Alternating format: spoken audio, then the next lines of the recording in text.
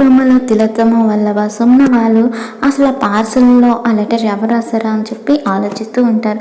అప్పుడే గాయత్రి పాప ఏమో పైనుండి గుర్రపు కాళ్ళని తిలోత్తమ మీద పడేలాగా వేలాడదీస్తూ ఉంటుంది. అది చూసిన హాస్ని గాయత్రి అత్తయ్య తిలోత్తమ అత్తయ్యకు జలక్ ఇవ్వాలని చూస్తున్నట్టు ఉంది, దెబ్బకి గుగ్గలు పెట్టాలని చెప్పి హాస్ని మనసులో అనుకుంటుంది.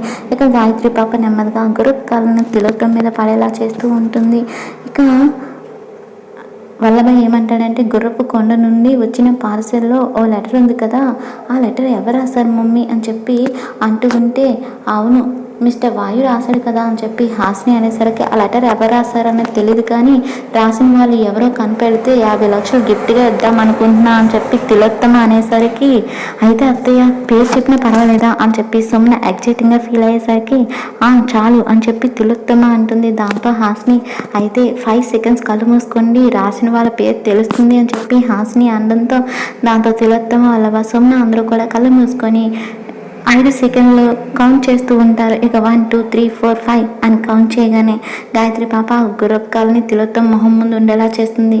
ఇక కళ్ళు తెరవండి అని తెలుస్తుంది పేరు అని హాస్ని అనేసరికి తిలోత్తమ కళ్ళు తెరిచి చూస్తుంది.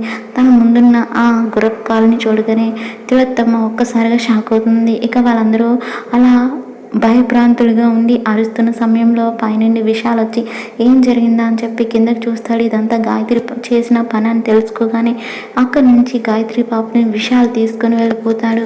మరి ఇదంతా చేసింది గాయత్రి పాప అనే విషయం తిలోత్తమ తెలుస్తుందా లేదా అనేది అప్కమింగ్ ఎపిసోడ్లో చూద్దాం.